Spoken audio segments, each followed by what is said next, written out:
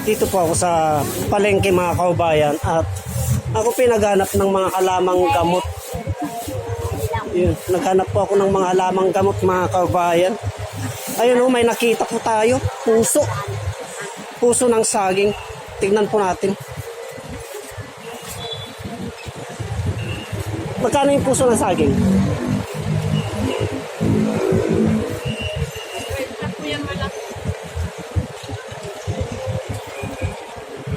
Itong puso ng saging na ito mga kaubayan, ang tabayanan nyo po, ang kabuang videos nito mamaya pagdating ko sa bahay.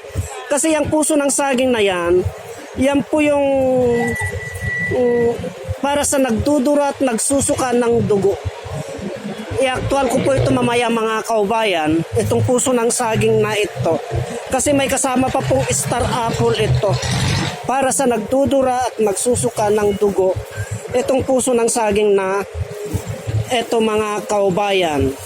Mapapanood nyo po ang buong proseso, kabuuan nito pagdating ko sa bahay kasi i-actual ko po ito. Kung paano po magsilbing isang uri ng halamang gamot para sa nagdudura at nagsusuka ng dugo, itong puso ng saging na ito mga kaubayan. Kaya tara na po, titingin pa po ako ng ibang mabibili ko. Ako po iikot dito mga kaubayan at maniningin pa po ako kung ano pa po yung ibang mabibili natin dyan sa ating mga kapatid na mga katutubo. Tara na po, samahan niyo po ako mga kaubayan. At tignan po natin kung ano po yung ating mabibili dito. Kadalasan, pag naghanap po ako ng mga halamang gamot mga kaubayan, ay dito po ako nagpupunta sa ating mga kapatid na mga katutubo. Kaya titingin po tayo kung ano po yung ating mabili sa kanila mga kaubayan sa lugar na ito. So, doon punta po tayo dito mga kaubayan at tignan po natin ito, gabi. Gabi. Itong gabi na ito ay may benepisyo tayong nakukuha dito. Magkano yan? May benepisyo po tayong nakukuha dito sa gabi na ito mga kaubayan. Kukuha po tayo at ipapalabas ko po ito mamaya. Kaya subaybayan nyo po yung videos nito mamaya na i-actual ko po ito pagdating ko sa bahay kung paano po magsilbing isang uri ng halamang gamot.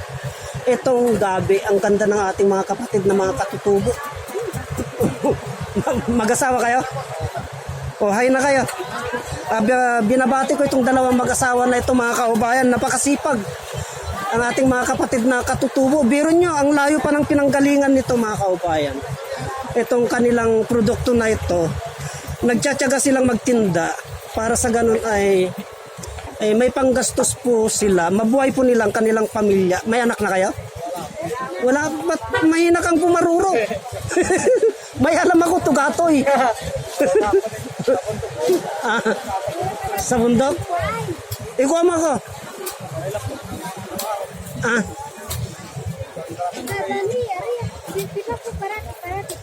Parati ako dito. Ako yung nag-vlog dito.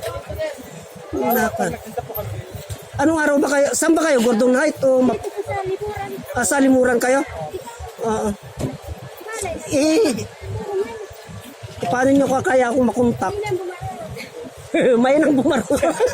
Hindi, meron silang tugatoy. Mga kaubayan, yung pinalabas kong tugatoy noon na nag-viral, nanggaling pa po ng Palawig, Sambales sa ating mga kapatid na katutubo.